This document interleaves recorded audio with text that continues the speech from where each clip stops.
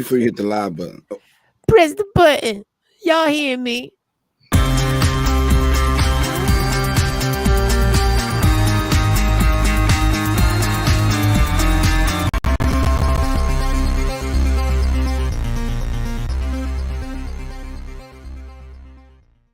Are you a victim of domestic violence? Since 2013, From Ordinary to Extraordinary has helped over 3,000 women, and we want to continue to rebuild the community with one family at a time. Please make a donation or sign up for volunteer opportunities today at imfote.org. No matter how you choose to get involved, know that every bit counts. From Ordinary to Extraordinary is a 501c3 nonprofit organization designed to empower women and girls that have experienced domestic violence.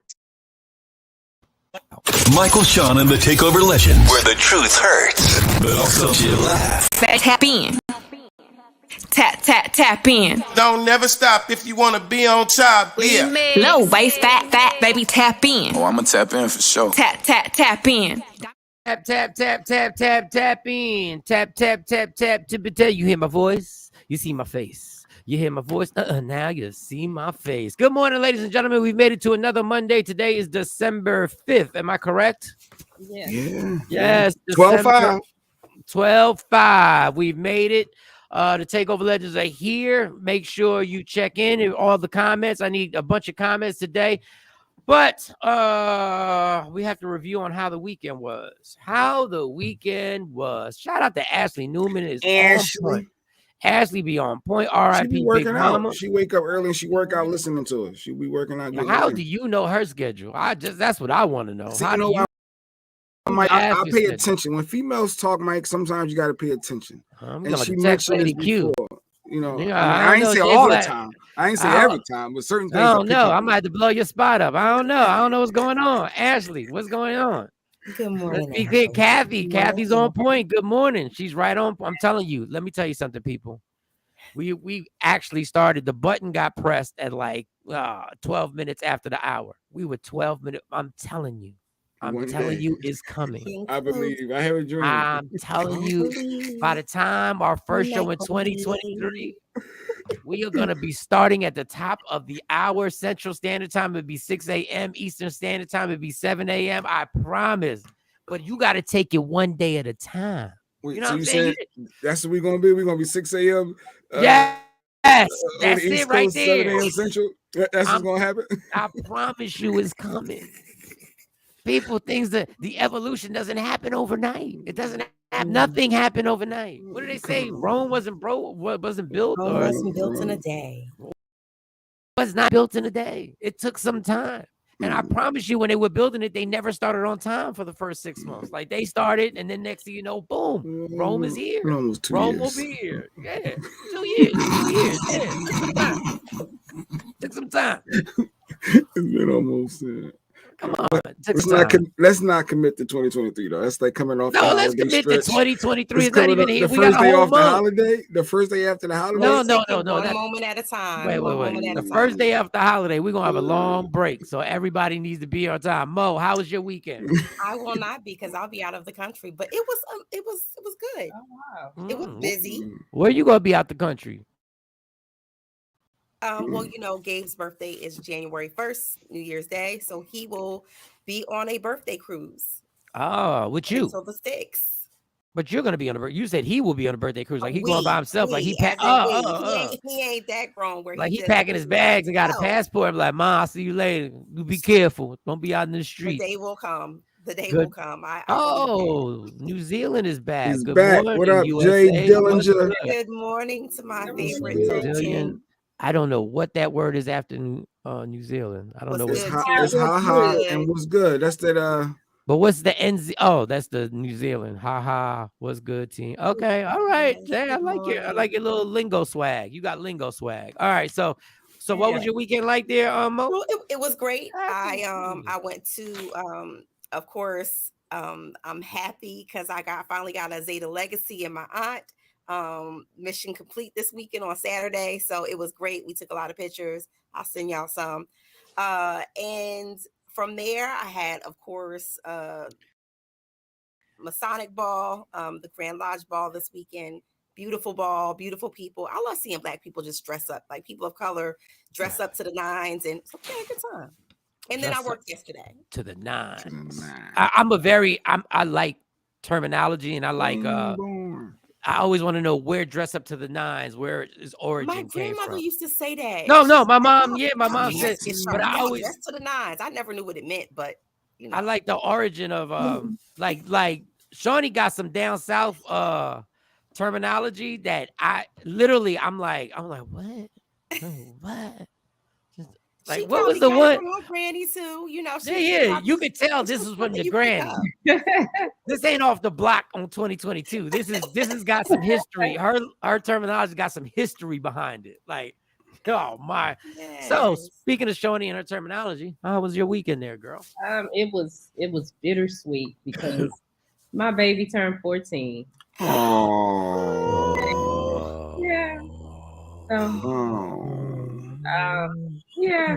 It was bittersweet. Why? Because what was the bitter part? She's 14. I'm like, and I put this little photo collage together to get her for say happy birthday. And I'm looking at her pictures when she was a baby, the day she was born, when she was 1 day old, going through it. 2 days old, she was 3 days old, and I was like, she's 14 now. Yeah, she's 14. So she's 14, and you know what? God bless her, because from the stories you told me, she a soldier. Let me tell you, she a soldier. Shawnee had these kids in the street from day one. Day one. Yeah, don't make me. We own it. She third day out the hospital. What happened? Third day out the hospital. What you do with 3 Carly? days? Oh, I had a meeting that I had to go to, and she was in the little carrier. We was 3 days in. Wow. 3 days old. She was like, come hit this atmospheric germ fest that's out here. She brought her out there. Been sick. She's never been sick. Never been sick. That girl, her Uncle Jay and her Uncle Mike were fighting over her, so she felt a little special. Oh yeah. Well, Jay don't know that it was a battle going. Yeah, Jay don't know. Yeah, I'm like, we was fighting over it. No, there's enough love for everybody. Jay kicked off the morning sending her a cash app, and I was like, Jay sent you a cash app. Yeah. Well, he sent it to Shawnee.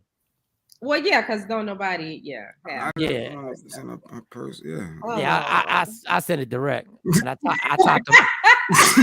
Oh, that's what. Okay. Because he's talking about he beat me. I said, nah. I said, but he sent it to Shawnee. That don't even count. That don't even. But in the subject line, when it says Carly's birthday, Carly, that means no. Mine went directly to Carly. Okay. Like her phone went boop boop boop boop. I didn't even realize Shawnee and I was pregnant at the same time. Mm-hmm. Yeah, because when you told me about Gay's birthday, he's going on 14 too. Wow. Yeah. Each other. And it had nothing to do with either one, y'all. Just for the record to everybody out there.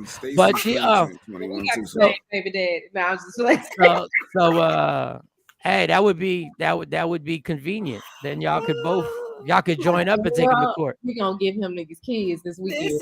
Listen, show weekend.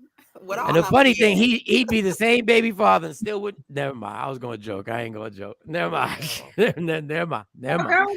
Play. No, I ain't gonna joke. Y'all still wouldn't be getting child support. Listen, okay,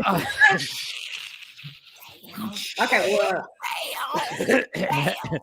I'm not gonna say exactly what, but I do have to say the girl's dad came for. Nice. Yeah. She get credit. Okay. But Jay Black sent $14, so I had to send $15 directly. And I had to put in the note so she could read it. I said, Carly, read it out loud. What did I put in the note? Oh, you put a message? He said, happy birthday. Had to beat Jay Black. And then I bleeped some of it. I said, you know what the fuck it is? Michael Shawn in the fucking building. That's funny. And I had no idea. Oh, God. I was going to send it directly to her because I do have her cash app, by the way. But I liked it to go. But anyway, but all right.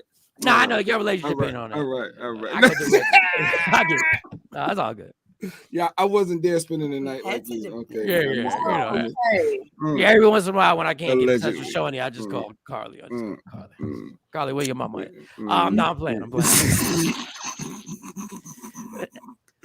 the birthday, was that was it for the weekend? That was enough. I mean, that's other than that, you know, they had practice on Saturday, but we had to get up at 6 o'clock and do practice stuff. But yeah, that was it. It was all about her this weekend. All right, shout out to Stacy. Her son turned 21 over the weekend as well. So Happy shout out birthday, Stacy Mitchell. Stacy Mitchell. Oh, shout out. So she knows, she feels your pain. I think 21, that probably hurt a little bit more than 14. But I don't even think about all that. Just shit. Look, I'm not gonna lie. The older they get, the more relieved I am. Like, I just got to get, like, I didn't even realize until I was driving the twins home from school. Next year is their senior year.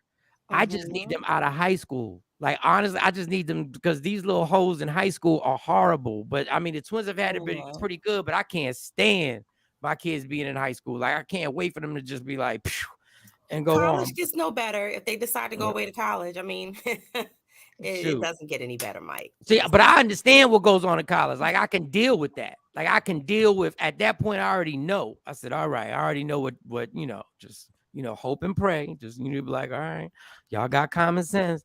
Don't let them play you for the prize. Don't let them play you for the prize. Please don't let them play you for the prize, because they will play you for the prize. We're going to save Jay Black for last the weekend. We're going to say, well, your review is going to be last, Jay Black. You're the grand finale. You're the grand finale for the weekend. My weekend was busy. I had to move everything. I had to empty my mom's garage. I had to go to the townhouse, empty my garage. We had to take the couches. Shout to Stacy's brother Derek, my ex Stacy.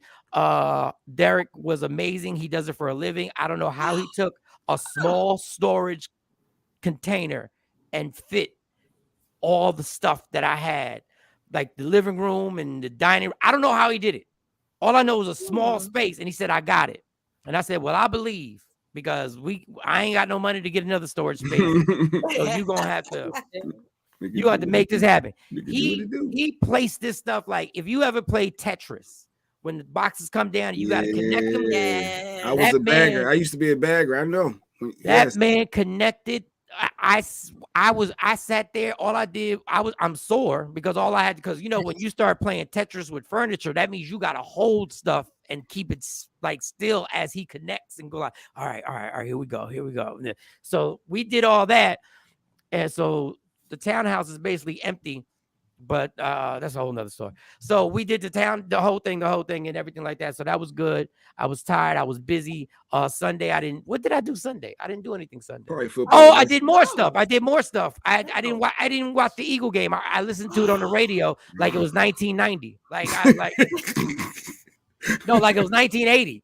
I listened to what's his name, the announcer, and I was just sitting there visualizing what was going on. I was like, shout to Jalen Hurts. Got to shout him out.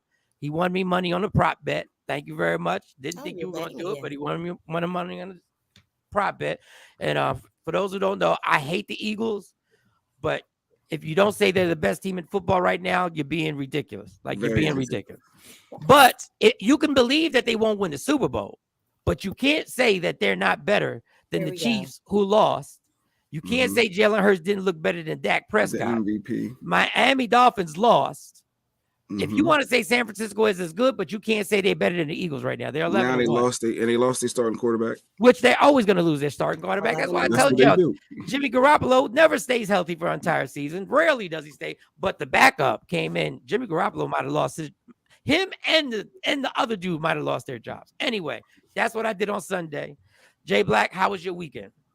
I don't know why you say me for the grand finale, but my weekend was started my vacation. So I got a week off my staycation. You know how you just do a staycation where you just those are the best. Those are the best. There's no pressure. Yeah, but I got injured. I fell. I know. I guess okay, Jimmy Garoppolo, you stay hurt. You fell? I Was it in an insured place? I fell getting in the bed. I fell. It was. You were drinking? No.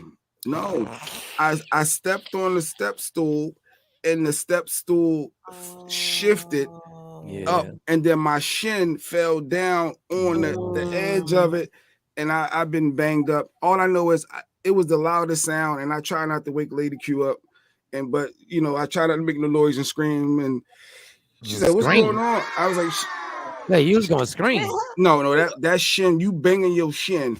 Like if you like the thing and you go up and then your shin hit on top of the middle of the side of this footstool, that was some excruciating pain on my shin. And I'm trying not to scream. I did not. I thought about screaming. I did not. It was no flag needed. It was none of that. I did not. I held it in. That's your flag right here. She heard the Alexa and stuff falling off the nightstand, and she's like, "What's going on?" And then my wife came through. All I know is I felt her underneath both my underarms picking me up off the floor.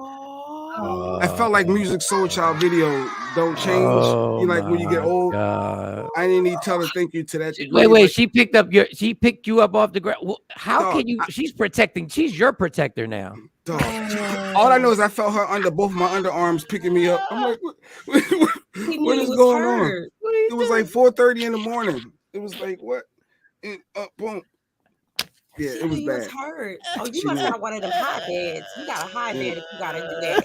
Yeah, He got a high pitched scream too. He got a high pitched scream. I didn't let it out. I swear I wanted to scream. Right? I swear to you, when you knock us off the nightstand, when you falling at that age, when you get in your 40s and you fall, is a difference. And my shin, type of fall. No, that's what I said. That's what I tried to tell Shawnee. She was like, "We need to roller skate." Fuck out of here. Yeah.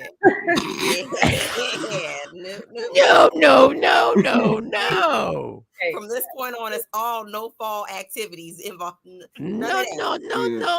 Jay fell. All right, you won't fall. We fall. We get up. What's up? But I didn't scream. She told me, "No, you would have been all right to let no."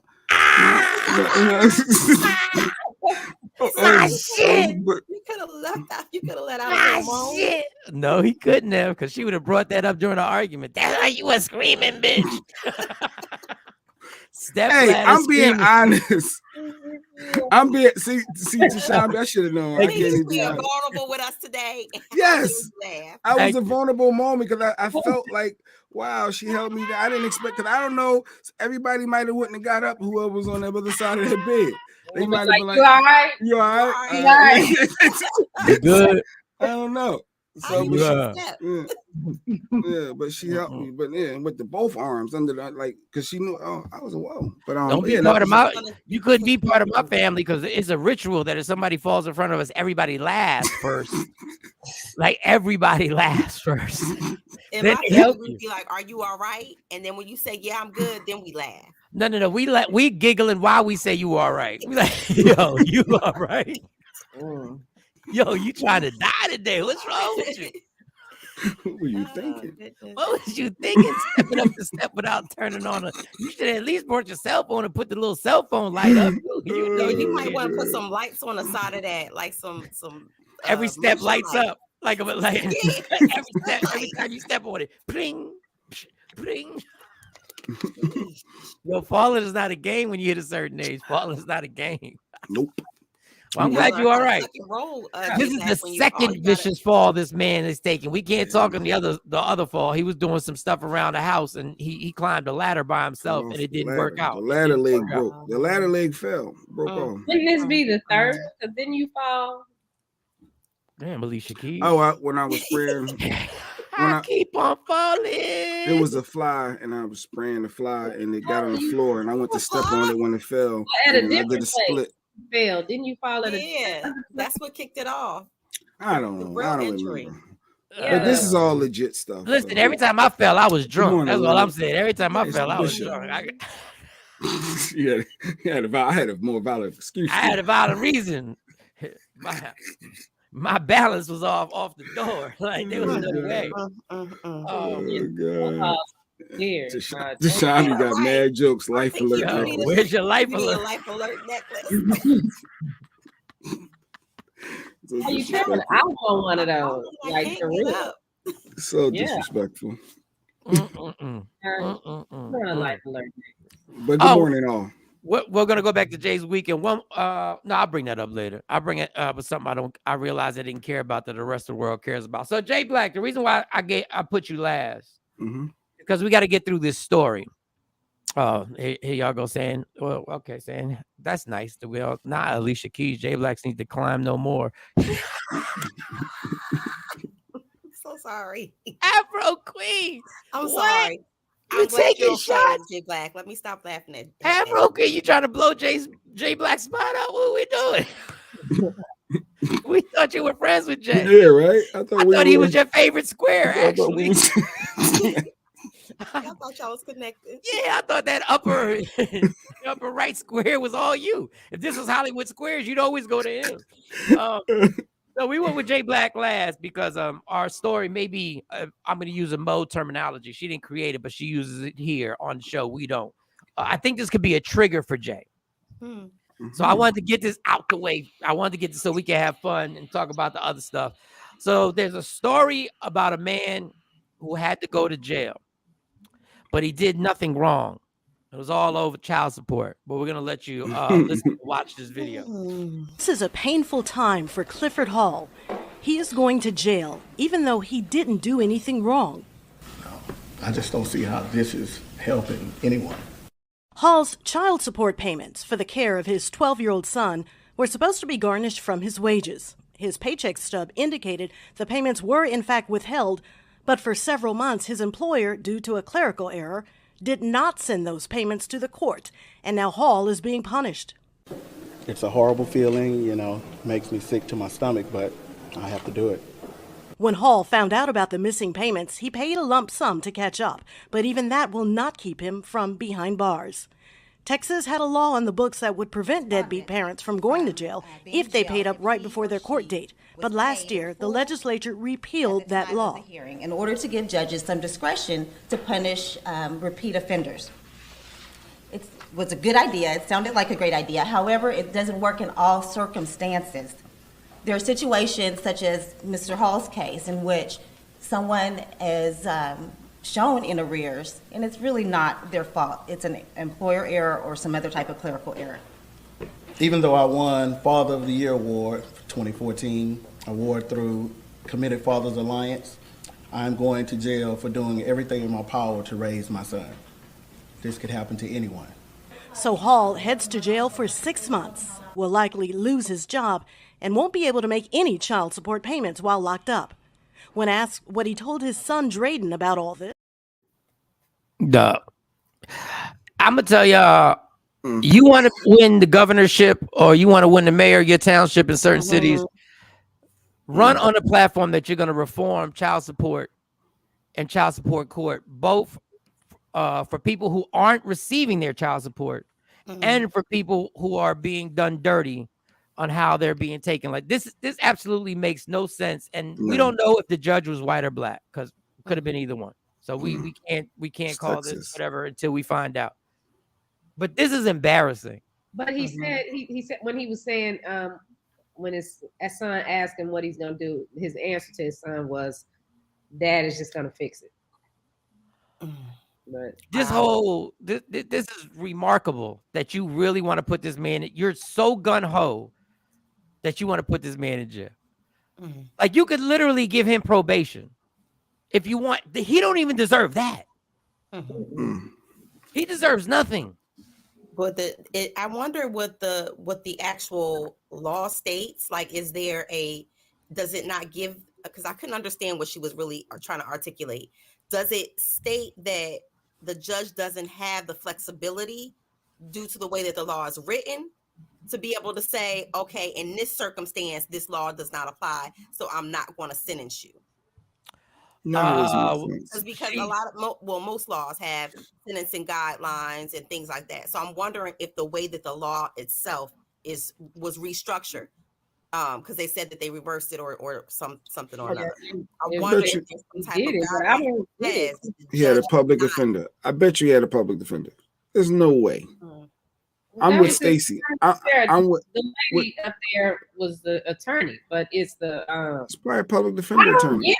I don't. Where's the money at? like if the job employer was taking those funds every paycheck, where did those funds get dispersed to? There's somewhere. Well, it's not even the job taking it out. The job one at a time, y'all. One at a time. One at a time. One at a time. One at a time. Where was it at? Where was the money at? That's happened before with me. So what happens is that the employer is sitting there just holding the money because they want a certain thing to happen with their account. But I just didn't get why he ended up going to jail, because I've been in that situation, and they don't have to go to jail like that, especially when the money was coming out. So I wonder, was there like a bigger issue between the mom and the dad? No, there's an issue with the judge, because the judge clearly sees the funds being depleted every paycheck. So as far as the father concerned, it was being taken care of. But why didn't the mom say, yo, you ain't paid me in the last, maybe they was beefing and she ain't said, yo, your dad ain't paid? Because usually some parents, your dad ain't paying no money. And then it would have got back to him, and he would have figured it out well before 6 months. Did she complain that she wasn't getting the money because of the money was coming out? Who snitched? If it's coming right out and you're in the arrears, they automatically send you a letter stating that you're in the arrears after it gets to a certain targeted amount, right? But for me, I guess my main question again is, what does the law stipulate? Because if the law is written to the point where it blocks in even the judge from determining something else or making a different type of ruling, then it's going by the guides of the law. But it's even when something that was recently overturned. So, but even if a police officer doesn't follow let's say you're guilty of something, but doesn't follow the status quo on arresting you, it can get dismissed for that. So this judge could be like, this wasn't his fault. Right. Like there's certain how the law but she's saying if the law is saying you have no personal discretion, what Mo was trying to say, that maybe the law is no personal discretion. Flexibility, then they have to, no matter what. No, they don't have the guides of the law. There's always a loophole to everything. You just have to have the right lawyer. Yeah, that's why I said I wanted that's a public. You have to have the right lawyer in this circumstance. They also tell you in child support, if by any chance that the I'm sorry, Stacey. Go ahead. Go ahead. I'm sorry.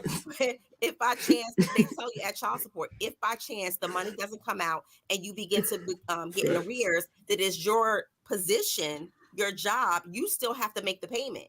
So you can't use the excuse of, and they tell you this, you can't use the excuse of, well, it's supposed to automatically be deducted from. Yeah, because he would have got some type of notice in the mail that he's behind. Yes, once you get a certain amount, when he got behind, he made the lump sum payment. No, he made it when it was time to get payment, before jail. Yeah, but you got to standards of taking him out of the arrears of a certain amount that would render him not able to go to jail. But the reason why the lump sum didn't clear him, he did pay up everything, but they made a new law in Texas. If you listen to the lawyer, they made a new law that you paying a lump sum isn't okay anymore. What they should have made the law is you have one time in that circumstance to pay a lump sum. You should give somebody one time. Like, I get one time. I understand dudes will use and manipulate that law and just not pay for the entire year. Then be like, well, here's a lump sum at the end of the year. And I get it, but you should get one. Now, this judge in Texas knew that this is Texas. This is Texas. Like this is such a crazy state when it comes to their laws. And there's a way to get this guy not to have to go to jail. We'd have to research all his employer should have put that money up. They know they took it. And how but who's still sue? He can actually still go into a civil suit against his employer. Yeah, they won't even hold his job for him. Order is no. To his job. They took the money out, but they didn't pay. They didn't. It didn't go to the entity. Right. The payroll lady catching them hands. Go ahead, Stacey. The payroll lady about to get her ass beat. Why we make it the payroll lady? Just a payroll person. Just pay. His job should bear the fine and responsibility to make it right. I would think. Yes. Yeah. But see, Leonard, you should be his lawyer. See, a lawyer like that would have lawsuits against so many people. It's ridiculous. This dude would have a lawsuit against everybody because this makes no sense. But I want to know if his ex or his baby mom or the mother of his child was the one who snitched. I'm thinking she got to have somebody at the attorney a general's But you don't office, have to. you know, You're on a real. But you can. But you can. I say that because so in Texas, when you get $5,000 behind, that's when they say, okay, we're gonna issue a warrant for your arrest. I've been through this 3 times where we were behind like $10,000 or more dollars, and nobody went to jail. They told him that they were gonna put him in jail, but nobody went to jail.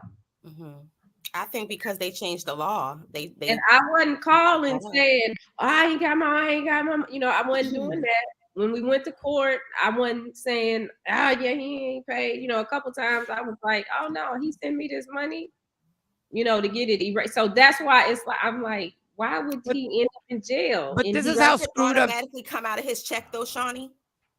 It's From supposed the to. courts? It was supposed to. But Okay, it so then it's not. Yeah, that's. But this is what I'm saying about Texas wanting to put people locked up. Shawnee told the story when she went filing for divorce. The judge would not give her a divorce unless she made it certain that she was putting him on child support. That should be an option. A woman should be able to say, I'm not putting him on child support. But y'all want these dudes on child support in Texas so bad because y'all know if somebody gets behind, it's another person you can lock up and put in that system. Because once he gets out of there for 6 months, there's going to be a whole bunch of other stuff he's going to have to pay for. There's something we're missing with this story because it's common sense and logic doesn't say a man's his checks being depleted every paycheck. It's funds going somewhere, and there's nowhere to find where it's going. For arrears letters to be coming, something is wrong, and the lawyer couldn't get him out of this. Something is drastically wrong somewhere, but it's Texas. So. The mama got a friend at the OAG, or she know the judge. There's something vindictive going on. My daughter's dad was arrested at like $15K, the arrears for one of his cases. Don't know how much his others were, but they took a $100 payment to be dispersed and let him go. But they can't do that in Texas. They made a rule that they can't do that. And they made it seem like they were doing it for everybody's goodwill. No, y'all were doing it because y'all want somebody else locked up.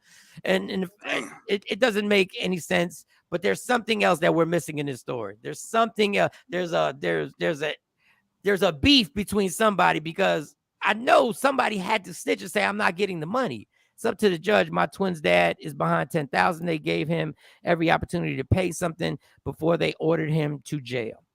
It's shreds in Texas, and then they don't like if the other parent is giving you the money, because that was an issue when I said that. I said, well, he gave me the money. Why? It needs to go through here. Well, I got the money, so what difference? It don't need to go through there. That's the thing I'm saying. Once we allow these court, they want to make their money off order. of It hasn't been dismissed. Yeah, and they want to make their money off of it because they take a part of that. They take $1 in New Jersey. They take $1 for every transaction that they get for automatic payments for child support. $1. Oh, well, it's like $10, $9.95. It's like $9.95 here, and then once a year they'll take like $40, $35, $40 from me. But think about each person, each parent that's on child support. If you are taking $1 out of every week, you're paying this, and you take $1 out of their check just to go to the state. Look how many people are on child support. That's a money mill for the state. Of course it is. Of course it is. And like, this is the last comment because we got to get to allegedly. Once we let the courtroom start deciding how we were going to handle our households and handle our situations, and I know it's both people's fault, we allowed them the Pandora's box has been open, and now your relationship is being ruled by a judge, and somebody's father could go to jail, even though he won Father of the Year 2014. God bless him. All right, y'all. You know what it is. We don't know if these stories are true. We can retract them at any minute. She could say the story, and 1 minute later, be like, it wasn't true. That's why we call this segment Allegedly. Let's get this mother crawl. Yo, what's up? Baby, let's go. Allegedly. With Sexy Mo. Powered by Media Room 360 TV.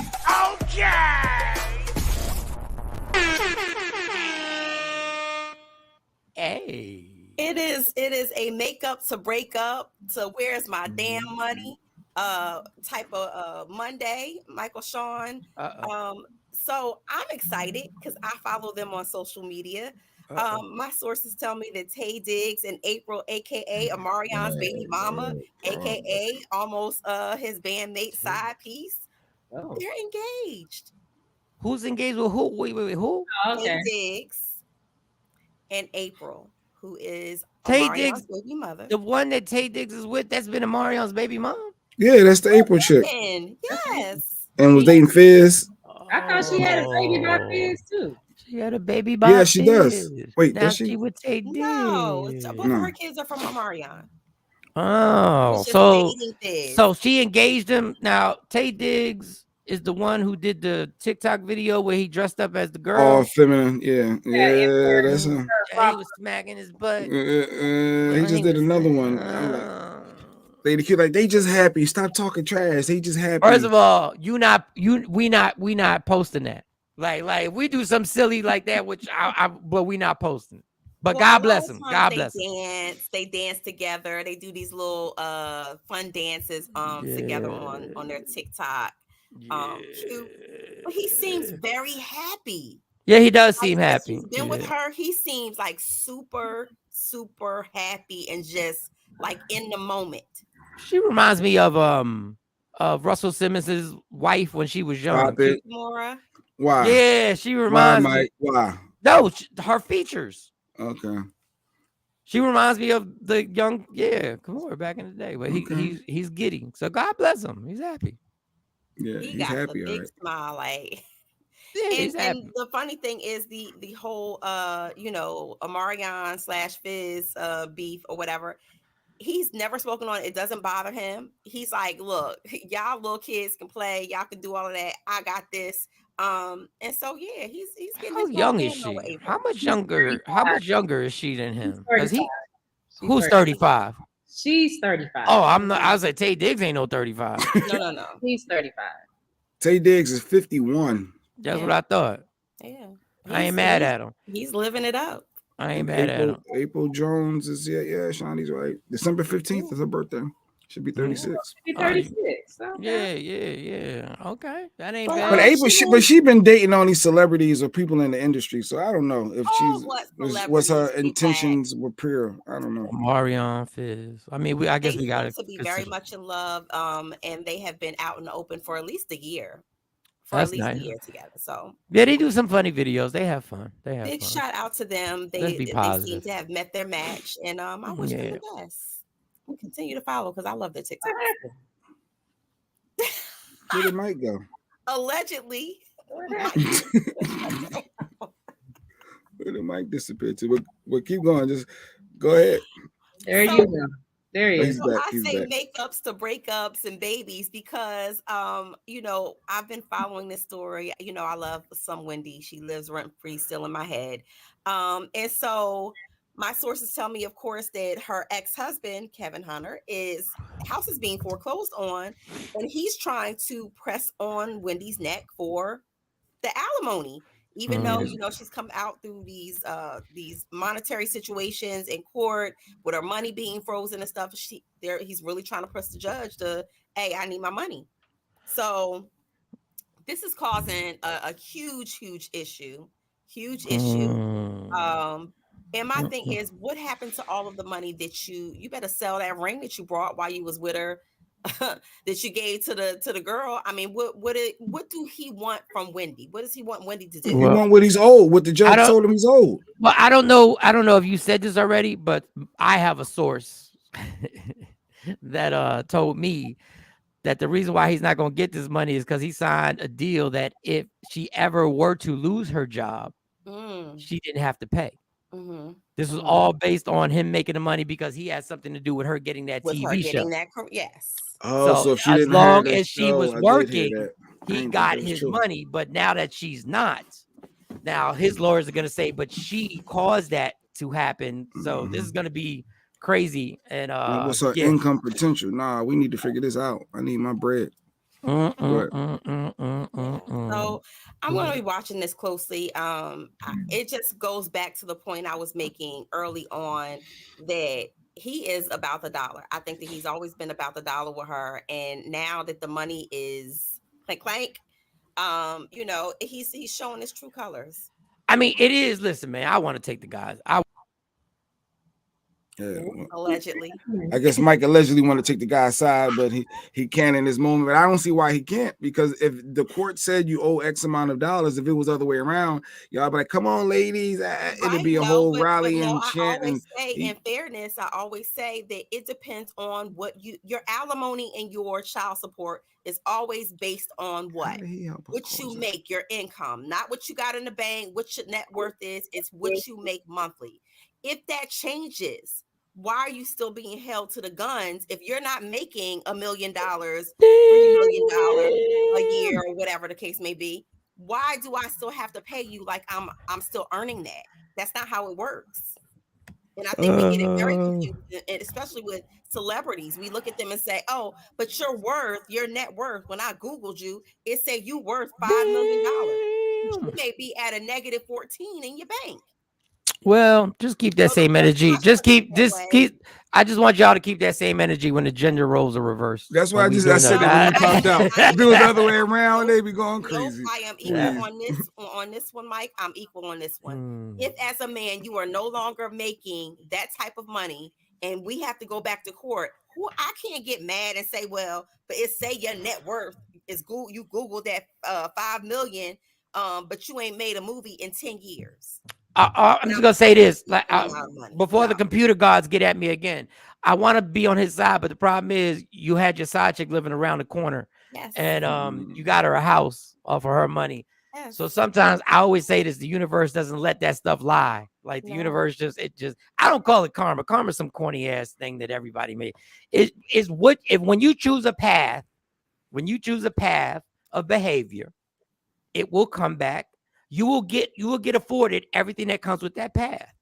So if you decided to be that person, I'm not even talking about him, that person that had the side chick around the corner, that embarrassed her thoroughly, eventually it's going to come back around. So I can't really, and then even with Wendy, she chose a path to expose everybody's stuff. Well, guess what? People having a field day with her now. It just is what it is, But that was gangster to have the side chick literally around the corner, like that. Number one, that was brilliant and convenient and dirty at the same time. It was dirty because all you got to do is say you run into the store real quick, but I'll be right back. And then you just go around the corner, and then you smash for a little bit, and then you come back and you're like, "Hello, I got you your bagels." All right. Got you your bagels. Every woman got her favorite. I got you your Dr. Pepper. Yeah, I get it. I got you your Mountain Dew. Remember, I got you the new Mountain Dew. Yeah. So anything. Go ahead. I do have another one. My sources tell me that, because we were just talking about Keke Palmer. My sources tell me that she is with child. And I'm like, she announced it. She was dating. Yeah, she announced it. But you know what? Like many women in the industry, a lot of them are, at the age where they're like, okay, whether I'm married or not, I'm about to put out this baby. So, blessings to her. Because she announced it on Saturday Night Live during her monologue, and she was actually good. Keke is funny. She is funny. She's a comedian. She's funny. She is I don't know. She announced it. But she has her own little written out. I don't want to call it dramatic pieces that she does, like monologues, and she'd be like, and scene. So she's definitely natural. She's honed her skills over the years. Very good. Did y'all see that alleged story that happened with her cell phone? She went to a party with this dude she was dating, and they were partying, and she couldn't find her cell phone. And she was like, and he was like, "Don't worry about it. Just get a new phone." Like, he was rushing her out the party, basically. Don't worry about the cell phone, right? Then somebody hit her up and said, "We have your cell phone," and they were extorting her for the cell phone. They were going to extort her for what was in the cell phone. And then she went, and she was panicking because we all got stuff on our cell phone that we really don't want. Everybody got something. Don't swipe too far to the right. That's why when I tell people, when you're looking at a picture on my phone, stick to that picture. You better ask permission before you do any swiping. So everybody got it. So she was confiding in this man, allegedly. And he kept telling her, don't worry about it. Don't worry about it. Then he finally said, you should just pay them the $100,000 and get it over with. And she said, how'd you know it was $100,000? I never told you. So that relationship, allegedly, we don't know, Kiki. This is the story we just heard. This is the story we heard. This could be totally untrue, but she looks good pregnant. Oh, she's not married? Oh, it's a boyfriend. Okay. She's glowing. She's glowing. But again, you know, she's in Hollywood. She's doing well for herself. And who says that you have to be married, you know, in this day and age to have a child? No, you know, a lot of society still believes very, that. very, Though. you know. Yeah, unfortunately, we you know, I mean, you know, unfortunately, it's the status quo now. You can be pregnant, but somebody just said, I'm gonna sit in this. Yeah, because we don't even know who to do this. Somebody was like, I'm sitting in this. Yeah, a boyfriend said, I'm sitting in this. Darius right Jackson. Here. His name is Darius Jackson. Darius Jackson said, you gonna have my seed. Well, shout out to her. She's glowing. She looks absolutely amazing. That is the weakest point. And I'm surprised that Jay Black didn't say anything because she's on the highly melanated list. And she's one of my favorites. Say. Like you because you like the melanin, but you know Jay Black sometimes. I like everybody. What are you talking about?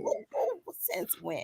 Since forever. Go ahead. Yeah, put her up there. She's pretty. She's pretty to me. As she's pregnant, she looks great. So you like the pregnant bump look? You like the when they're pregnant like that? Right there. There we go. It's not too big. Not too. No, when they get real and for some reason they get their hormones start and they want you to hit and whatever, and you're like, well, you got a whole thing going on, like thing. A thing. Yeah, you got my babies in there. Like we should chill till you're done. Who feels like, you know, because a woman is the vessel that she becomes just that during pregnancy. And I thought you were supposed to leave them alone. Like just be like, cool. Like after like 6 months or whatever, when y'all get, I mean, you know, I'll still, you know. That's archaic. Actually, scientifically, if you hit or smash when it's time for her to have the baby and you know, bust the rhymes, that your bodily make her go into labor. It's not archaic. It's not archaic if I just don't feel like doing it. Oh, you don't feel like doing it. If I don't feel like doing it, it's not archaic. It's just I'm not, you know. Okay. Like I'm sure Gina didn't want to have sex with Martin after Tommy Hearns beat him up and his face was all swollen up and everything like that. Oh, look at this dude. Yeah. Okay. Oh, so he's a regular. Yeah, he sat in that. He was like, "No, you getting pregnant tonight, girl. I'm doing all I can. No, pull out. Shoot, you better you out your damn mind." But congratulations, girl. Yes. Congratulations. She, I like her. I think she's funny. Not because I think she's in real life. All right, you got something else?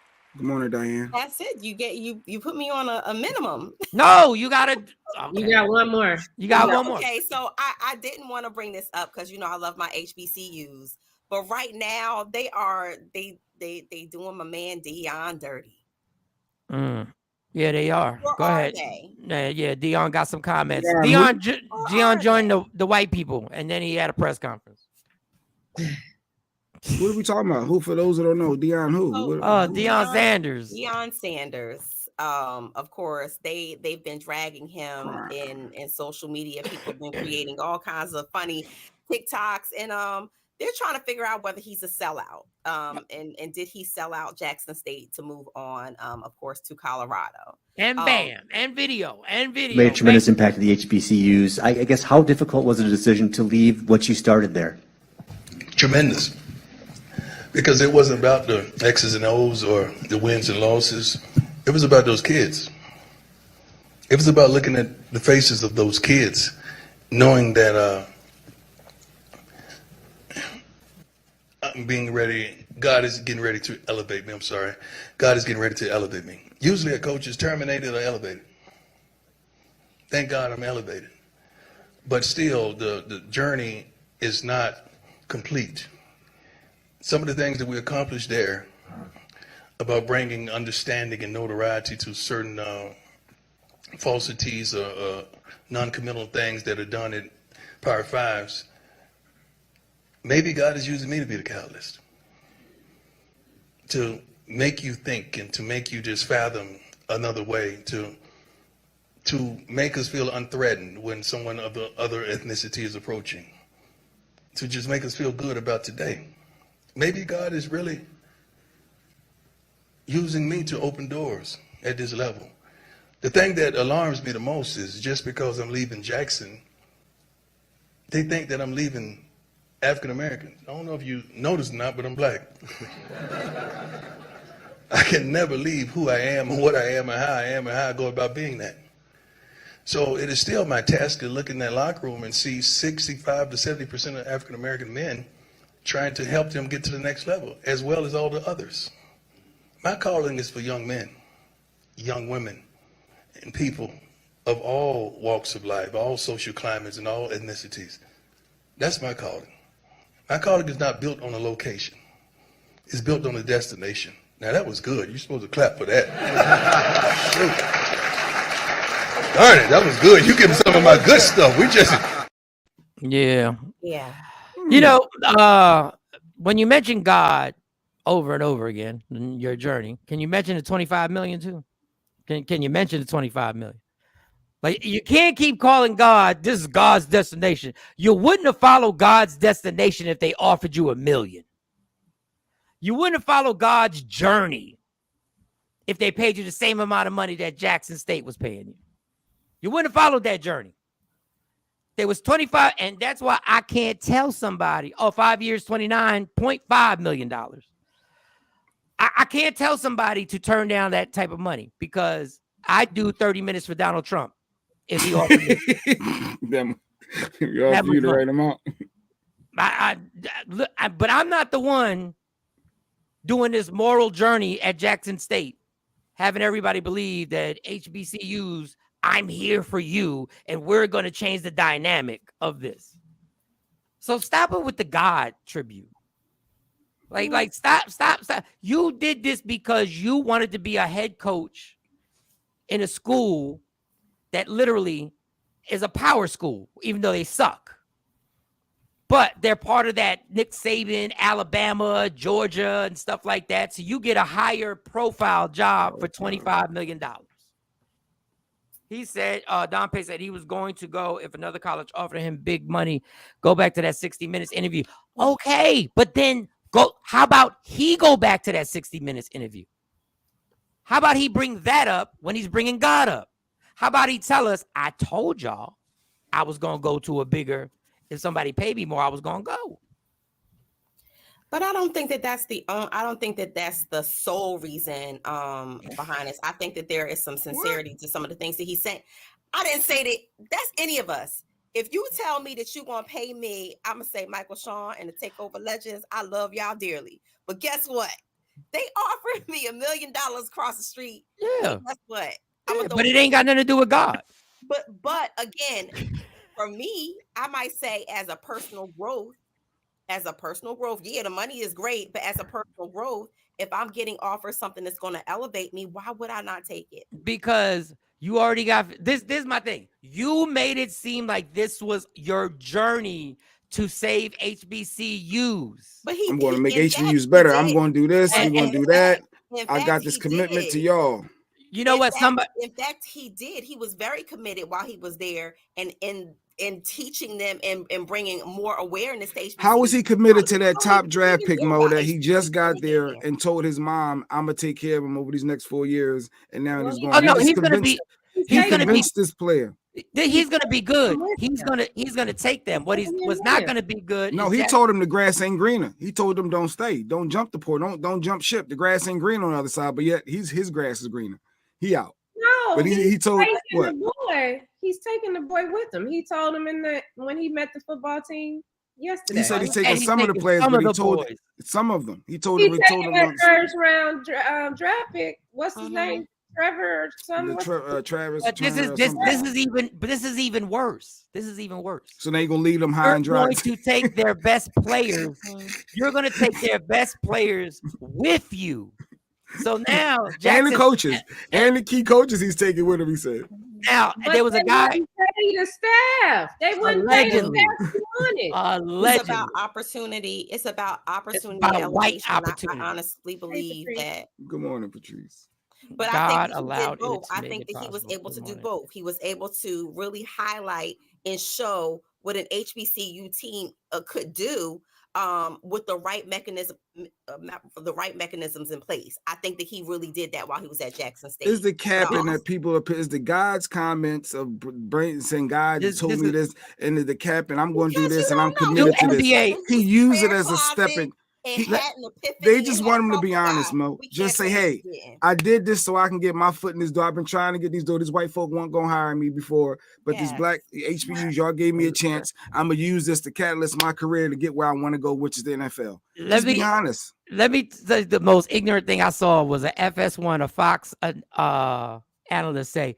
He actually said this. This is his words. I'm gonna try and do him as he said. Black people will always have opportunities in black spaces. God did. But we need spaces in places that we don't have spaces. And my problem is we're always running to other spaces instead of empowering the space that we do have opportunities in to bring them up to the same level, because it makes no sense. It makes no common sense that a sport that is 70% black, that the black schools can't compete.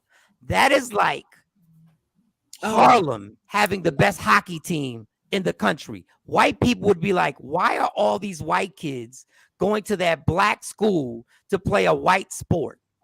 But part of that has to do with funding as well. And Michael Shawn, not all HBCUs are privatized. Are privatized where they can get private tuition. A lot of them are turned over and owned by the state system. So which means they're only getting a specific amount of money out of all of the state schools when they go to budget and divvy it up, which leaves them at a deficit. But because anybody who wants to come in and give a donation to some of these HBCUs, I understand that money is split with the other state schools. But this is why Deion was so important. This is why he was so important.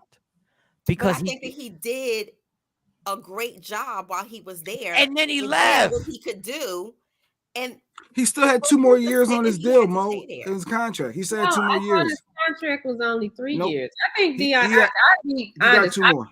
I felt some type of way. When I first saw the story about him going to Colorado, I thought it was a joke. Because I was like, oh no, he's there for the HBCUs. Then when I found out it was true, it was like, well, damn, you just up and leaving like that. But the more I think about it, okay, well, Deion did his part. He put a light on it. So we mad at him, and I put myself in that situation in that because I was upset with Deion. We mad at him, but so he leaving. So what we gonna do? So that means, because I know I haven't donated to an HBCU probably in 2 years. So the things can still happen, but now it's on us as a community to make sure that these things still go on. If he going, I still feel a certain way. I get it. That's why when you ask the question, did he sell out? It's like, to me, yes and no. Yes and no. I get it that he want to move on, but it's like, dang, you couldn't stay here and finish doing what you was doing here, but maybe he finished doing what he's doing here, and now we need to, do some things. Because at this point, I am going to. We used to do this thing with the HBC, the National HBCU Alumni Association. I used to let them come on every week, and they would solicit for donations. So I'm gonna reach back out to them and say, okay, we can start this again if y'all want to do it. That campaign is no, they're not other part of that campaign. Sharae's comment. Let me read Sharae's comment. Let me break this down. This comment: doing what's best for his family. First of all, his family's fine. Doing best for his staff and his players. He's not doing what's best for his players at Jackson State. Number 2, he's not. He left them high and dry. He's opening doors. He's opening what doors? We've been trying to open these doors. Instead of trying to open these doors, why don't we try and get where we're at on the same level? I'm going to repeat that. It's the same thing when Bob Johnson, I can't hate him. Once he sold BET, it was no longer black entertainment. But that is what happens. There are other coaches that can do what he did. No, they're not. Because you have to have the perfect storm to do what Deion did. You have to have the perfect persona in the media. You have to have the perfect pull. You have to have the respect of different artists that he brought, like Gilly and all them cats, to school that. He showed everything it's possible. It's only possible if you have the power to make that happen. What he did, the reason why he got so much attention, because it's something that doesn't happen. It doesn't happen. Now, I'm not killing him for taking the money, but in my case, if I'm with Media Room 360 and I'm making $500,000 a year, and somebody says, here's $5 million to go over here, y'all might think I'm lying, but if I'm making $500,000 here and I think what we created has an opportunity to be bigger, to go against the same people who are trying to take me over here, I'm staying because I'm good. But the real reason behind this, in my opinion, and I might be totally wrong, is the prestige that Deion wants. Deion wants to be named with the Nick Sabans and the top coaches and the Lincoln Kennedys of USC. He wants his name and his team to be shown his highlights on ESPN. So he leaves the HBCUs will never thrive in this country. And two basketball players were on a podcast and they said, you know why we can't affect Nike? And they were sitting back, they were sitting together talking. I don't know if it was Derrick Rose. It was Derrick Rose. It was Derrick Rose and somebody else. And they were like, you know why we can't affect Nike? He said, why? He said, because let's say if I break my deal and I go against Nike, some other black dude's gonna take the spot.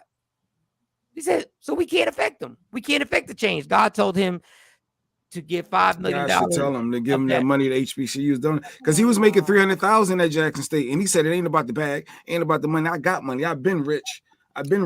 So if it ain't about the money, so you take that $300,000. So get that money up then. Go ahead, get back. It's also about your personal and professional goals as well. We don't believe him. Again, how do you know he hasn't done all he that lied he's once. set out to do? He lied again for JSU. That's he all lied. I'm saying. He lied. He promised them kids. He promised what he was going to do. He didn't have to go to He took a chance on JSU. Don't promise them. Just be up front. I don't think that he's a sellout. I just don't. I'm not calling him a sellout. I'm saying the reason why he left. The reason why he left. It's the dynamic of why what we do. The stuff that we want to build up will never build up because once they offer you a check, people go. Mm-hmm. I'm out. 300,000 versus 5.9 million. I don't care what the movement is. My people in the movement that we got going, or I'm gonna go be accepted by the white folk. Your personal and professional journey, whatever that may be, whatever those goals may be, those are the things that you sit and you weigh out. Coaches do that everywhere. Yes, we understand that, but they not making promises. We hold our own. I think that's Basil talking. I think it's Basil talking. It's not Sheree talking. We should hold our own because the only way equality happens is by us taking power and making what we have viable and on the same. Why as a person of color, why when I make another decision that I feel as though is best for me, why do I have to hold the whole community on my back? And now y'all were good with me when I was at JSU. Because now y'all's calling me a sellout. And I'll tell you why. Because he got out there and said all this stuff about, I'm going to show y'all that these black schools can do this. He went and got the little boy from Florida, and we're going to do this, and we're going to do that. And, we should be pouring more into HBCUs. Another player was thinking about going to coach at HBCU, and then all of a sudden just, damn, I'm going to Colorado. And it's like, well, could you have prepared for that? And I don't know. Maybe it's some stuff on the backside that he's not talking about. And I know the whole story. That, has pushed all I know. This, but it was a letdown. It was a letdown. All I know, if history had changed and the government would have offered Martin Luther King a job as a statesman in the government, and he would have taken it, history would have been different. That's all I'm saying. If the government, we got to get the black man in power. Hey, what's more important, get me with them or us starting our own? Maybe that wasn't Martin Luther King's goal. Maybe that wasn't his. That wasn't in his. It better not have been, because we wouldn't be here right now. It better not have been. If he was finished what he started at JSU, he should have stayed till his contract was over. Listen, man. It was over. I thought he did the 3. There are a whole bunch of things. No, it's not, because he got to pay back. So he has to. Part of his original deal was he has to pay back half of his contract if he leaves early. and he has to pay back $300,000 because he had 2 more years. So they would have paid him $600. So he owes them $300 that he has to pay back. Okay. So his deal wasn't done. Oh, okay. So even though he has to pay them back, that means that you've gotten somebody to take your team, your athletic department. You've gotten it to a top notch. And it's gonna fall. It's gonna fall. You're taking the key coaches because you want to win, Mo. You taking your people with you. You want to win at the next level. The team he's going to, Mo, won 1 game. Mo, listen to this. It's not like he's going to Mo. He's not going to a top tier team that has all these great prospects that he can go in there and build on that and be a champ. He's going to somewhere that has 1 win. Horrible squad, just because the stature they're in the Power 5. They're in the top tier. So he's going to a crap. So he's bringing his people to win. So by bringing your people, you're setting up Jackson State to be a failure. You're taking the key people with you because you want to win. From that, but I want to just answer this before I forget because I wrote it down. Mo said, why do we have to take the pressure of when we make a decision? Not the pressure. Go ahead. Well, I'm going to say what we complain about. We complain about Jewish people, right? They don't do this. They stay right in their spots and say, we're going to do what we do. I don't want to make a comparison. Go ahead. No, I'll make that comparison all day because if you go to New York, they got their own fire department. They ain't move out. They didn't move out. They didn't do that. They go like this here on American soil. We are the only ethnic group that has ever been enslaved here on American soil. But that makes total sense. Mike is lying. If K104 offered him $5 million, would leave 360. Not if I was making $500,000 here. No, I wouldn't. Because $500,000 may be your comfort level. And no, because that personally, like your personal goal, your whatever professional, that might be okay for you. No, my thing is, if you 3 people made the sacrifice to be here, just like the players made the sacrifice to follow his rules and wake up every morning, and I'm supposed to be, quote unquote, the leader of the show, and I'm making I'm looking at this as a movement. So I wouldn't go back if K104 because you still got work to do here in your mind. He still got work to do. You see a vision. Be honest, he just won a championship 2 years in a row. He just won Coach of the Year 2 years in a row, and he's got all these accolades for the last couple of years. He's been that dude. So in his mind, he's saying, I reached the top of this mountain here. So then I get y'all the deal. We get the deal based. Let's just say I'm not ego tripping. I'm just saying hypothetically for this. We get the deal because it's Michael Shawn and the Takeover Legends. We get streamed on whatever. We get streamed on some major thing where now we got 100,000 people streaming us every day when we do the show. Then I can say, well, I did my job. Y'all go ahead. No. Now I want to take it. I want to dominate K104. Because in your mind, you have a vision. You have that vision. But that's the vision he sold us. That's the vision he sold he promised. If K104 calls you $5 million, we having a conversation. I'm like, well, you better get to me. No, I'm not. And that's coming from. I'm not doing $5 million to go. So everybody in the comments, put in there. Is he sell out or not? $5 million in the morning, we can get to 500,000 in the afternoon. No, I'm not giving them my talent. I'm not working for those people over there. I wouldn't. Now, right now, we not in that situation. So right now, I'd have to take it. But if I was in a position where I had 50 million in the bank, they wouldn't even offer it to me because they know I would say no. So so what's your final? Is he doing what's best for him? Is he wrong, or is he wrong or doing what's best for him? Well, you're never wrong for what's best for you. But I hate that people don't want to accept the ridicule and don't want to be honest that I get why y'all mad. At least understand and say, I understand why you guys are upset. But nobody wants to, but I want to go here. But you can't tell us the real reason why you want to go here. Because if you told us the real reason, I'd have more respect for you. But then the onslaught of criticism would come. Because they wouldn't hire him before. He tried to get to all the Colorados. They would not hire him. So now that he got successful at Jackson State, and now they're looking at you. They ain't believe you. But and I would tell no human being. And then, like, again, what's going on behind the scenes with, be honest, with JSU. Just be honest. Maybe something happened. And in other news, in news that, you know, for some reason, the hypocrisies, he's doing everything that those big colleges did, and he complained about. Yeah, they did. Mm-hmm. If he would have left when his contract was up, I think that Steph is everybody getting would paid still less be than complaining the 100K. same. So here's the I flip think he side. went to JSU, did what he set out to do, and now it's time for somebody to pick up the baton and continue that same energy and making sure that they stay where they're at and be a model for other HBCUs. Shout out. Here's a different viewpoint, Mike. Too the the staff fact is that they the make it staff like, is getting paid less than 100,000 at JSU. His and they're assistant, giving them. So his right now, assistant- the staff is just that he's taking with him. They're going to make a lot more money with him in Colorado. They're giving him $5 million to pay his staff.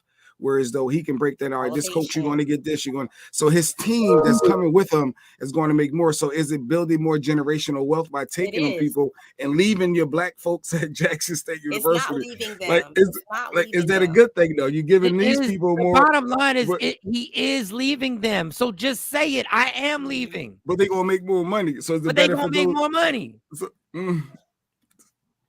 And that's the way they break us up all the time.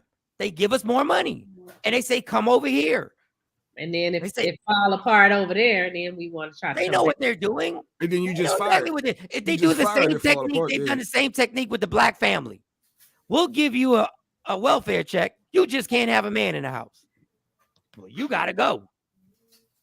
Lady Q told me about that. I didn't realize that was trying to do the research. That was true. They give you money, but the man can't be there. They can't be a man in the you house. can't.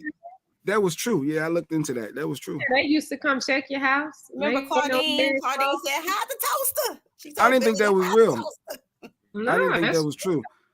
We're gonna give you this money, but this black man can't be there. That's not true now. Now it just basically goes off your income. So basically, two people in a house making money, you're not gonna get anything. Look, I'm not telling over. I'm not saying, but they know the trick. They know. Even the basketball players knew it. Derrick Rose like, yeah. Why am I going to boycott? Because somebody gonna take my check afterwards.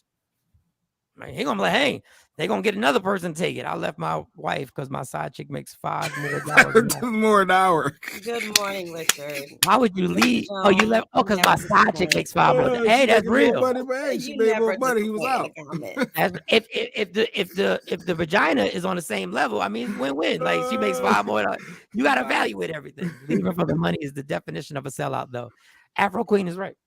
I mean, I'm not calling him a sellout, but if we go by the definition, that is. But I'm not going by that. And I'm a product of HBCU, and so I get it. And I'm not gonna. Claudine, yeah. I'm not gonna call him a sellout. Well, I mean, yes, you know, Claudine. The entire soundtrack was banging. Yes, it was. But in better news, well, in coaching news, I found this out this weekend that Dawn Staley, who won the NCAA championship, women's basketball championship, just cracked the bank for the highest paid black woman coach ever with a $22.4 million 7-year contract. I would congratulations to her. Congratulations. You said 27 million? She's just the highest paid. 22.4 million for 7 years. Shout out to Philly. Shout out to Temple. Is that where who did she play for? Temple, and then she played in the WNBA. She won some gold medals. She was nice. We used to do Dawn Staley in the park in Philly. There's a documentary on her on Netflix. Yeah, she's dope. Like, shout to her. She's about to dominate the. She's another one that did very well, won the championship, and like she did her thing. But I guess it ain't HBCU. But but Dawn doing the thing. Representing Philly very well. But and I mean, if you don't agree with the comment, that's what we're here for. Just seeing Claudine with my guy, and that was so relevant. I know it's not something that they perpetuate, but they still clock every dollar and be in your business. Yeah. I mean, they know how to break it up. Throw money at something and break it up. We don't want this dude getting 5-star players at Jackson State. Now, they didn't even look at him for Auburn, which is a major college. They didn't even look at him for that, which was crazy. But I mean, could Could it have been a case where as though he was so dominant getting those top players that Jackson State could have been moved to a different division and been up there with the Colorados and all them? Yeah, that's the plan, right? That's what the plan should be, to get these. The fact that in basketball, that black colleges struggle to compete in basketball makes no sense. So even though they don't say that, the system is very much set up to F up a black relationship all day. All freaking day. But hey, once again, I can't tell somebody in my right mind to turn down $25 million. Turn down that 30 million. It's like almost 30 million for 5 years. So it's like almost 6 million, 5.9 million a year versus 300,000 a year. That's a big difference in salary. There is. All right. So before we get into this, let me tell you the plans for this week. Tuesday, tomorrow, we have an interview with David Williams, the business model from AT&T. He's got a lot going on. He's got that. He's got the book. Very interesting man who's doing his damn thing. We're going to have an interview with him on Tuesday. Then on Thursday, for those who don't know, we're going to have my former coworker, Lady Jade, from DD in the Morning. She's coming up here Thursday. So we're going to be running that on social media, letting y'all know, and there'll be a promo running so y'all can see the guests that we're having. And then we also have a little surprise that we got to get together, which is how we're going to pay back y'all and see if y'all could win something for the holidays. That could be very important. But we want to get all the details ironed out before we get into that. I don't even know how to transition into... No, I won't transition into that. We got this video for guys out there. I want to know if the women agree and the men agree with this. It was I hate to say white lady, but it was a white lady who said it, and I want to see if we agree. I hate making everything white or black, but she is white, and somebody's gonna bring it up. So go ahead, play the video. Respect to men is love. Like, men don't feel loved if they don't feel respected, and your job as a woman is to make them look good. And this goes back to, does it look good to a guy to have his girl hugging the whole football team, hugging the whole basketball team, hugging the whole rap scene? Respect to men is love. Like, men don't. Respecting men is love. You got to make them look good. Okay, go ahead, ladies. No, I think y'all should go first on that. Yeah, I mean, yeah. What men want? I think you know what. Men have been bamboozled now. Okay, Mike Shawn and TLL's upcoming schedule. Thank you, Taylor. I don't know. I mean, the respect factor for a man now has been twisted into whenever a man wants respect, he's been being controlling. Lady Jade is one of my absolute faves. Everything we do now is either labeled with insecurity. You're insecure. You're controlling. You won't let me be me. Even leading a situation now has turned into, hey, what your opinion? What was the man who passed away who had the strong opinions? The black man who passed away. What was it? Kevin Samuels, the honorable Kevin Samuels. Kevin Samuels. Like, people were pissed at him because he was saying a lot of stuff that men say, and people were upset about it because now you can't really state your opinion on something without it being turned into you're a male chauvinist or you don't believe in women's rights. No, I'm just a man. See, that whole word man has been twisted up, like, because you just can't. Why? Because I'm a man. That's what it is. You're a woman. I'm a man. There's certain things I feel that y'all want us to lead, but then when it turns into us really wanting to lead, when you don't agree with us leading, then it's the pause button. Whoa, wait a second. You ain't gonna lead that. But if you letting your girl, but this is why these men have no spine. If you letting your girl, and I said letting, if you're letting your girl, if you're letting your girl hug the football team, and you're letting your girl go along and hug, and the repercussions are you don't leave, then that's your fault. But you're not hugging the football team, if you with me. And ain't gonna be too much little personal body affection or whatever. Oh, he's my friend. I don't give a fuck. So what was wrong with what she said, Mo or Shani? So the that word ain't the question. You ain't even got your opinion. Quit trying your to opinion. deflect. Yeah. No, play it one more time. Just the first part of it. Respect to men is love. Like, respecting men is love. Respecting men is love. You said respect. The word, the action, respect. That is what equates love to y'all. That's how y'all gauge love, is what she's describing. Yeah, I could absolutely see that. Mhm. And because So if it's which not there, it's means- going to be a problem. So which means, because respect can be, we throw that word disrespected. I feel disrespected, because disrespect can only be felt and interpreted by the person that's receiving it, right? Even if that's not your intent. So if that's the way that you gauge love, that's for a man or a woman. If that's the way that you gauge love, does that mean that every time you feel it's something that you don't like and you go and throw that word, oh, because she disrespected me, he disrespected me, are you going to say that that person doesn't love you? I mean, if it's valid, it depends on what the scenario But is. again, the validation is only going to come from you, no matter what. Everybody else can be like, that's not disrespectful. But in your eyes, if it's disrespect, then that's what it is, disrespectful. So what I'm saying is, Ain't that my reality though? If I'm interpreting that, ain't that my reality? So it should be accepted as that. So in your reality, you're going to always say that if somebody does something that you don't agree with, or you don't like, or makes you feel uncomfortable, then that means that they don't love you. So you trying to put your therapy hat on. That's what she's trying to do. She's trying to show her degree right now. No. But that- Show my degree. Like, I ain't got no common sense before, Shani. Go. I mean, listen. Because she's saying that one word defines love for you. Like, no, the action, not the word, the action of respect.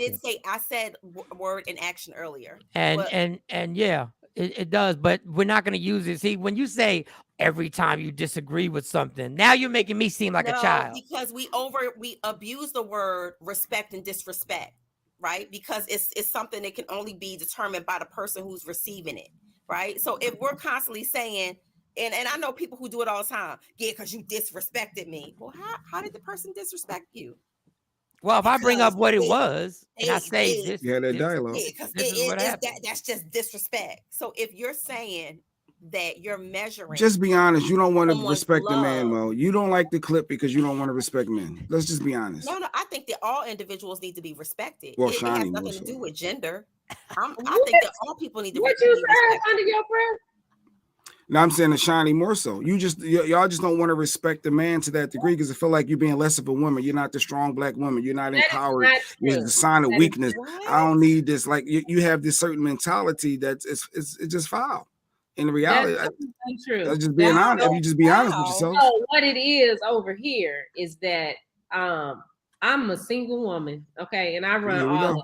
I don't need a man. I know. You don't need a man. Over here. So if a man gonna step into this, he got to step into it right. You can't halfway step in. You can't put your toe in it. You got to bring both feet and your whole body into it. Then you do that, then you get the respect. But if you gonna stick your toe in, then I'm gonna treat you like the coward. But you're never going to get a man if you don't initially show that respect. Why would I want to be with you if you're not initiating that from the door? I shouldn't have to earn you to be respectful. Okay, we got a Q comment brought to you by WokeUpInspired.com. Whoa, where did the outburst come from, sir? That's not even what she said. She said respect to men is love. That's it. I just think there's a lot of that's what she's equate. That's what she's saying that love means to you. I just know Shani's thoughts, and I know she strongly disagrees with that, and I just don't want her to be. But you know what? But you know, the man that I'm gonna be with is he will be respected. He will have respect. But like I said, after he earns it, if he makes the cut, right. That's if he makes the cut. That's right. Because I ain't got to accept every little thing that come to my door. But do you understand that if you're not initiating that from the beginning, that's going to put some people off? You're not even going to get to that next phase. That's not my problem. You coming, but you're not doing yourself any. How are you helping yourself?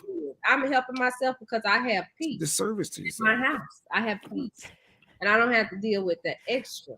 I will say this. Men have done this to themselves. Basically, men need their ego stroked at all times in order to be loved. See? Let me tell you something. My ego was never stroked in my relationship for over 25 years. All the way back. I'm sorry, Mike, but look how far she left the school. Because you're not being honest. And I think it's foolish. Your philosophy with that, you're never going to attract someone if you're not opening up that door to show that initial. You're not being weak because you respect the man. listen, this honey bucket over here has no problem attracting as many. But don't we want something long? We don't want to attract. We want the right person, right?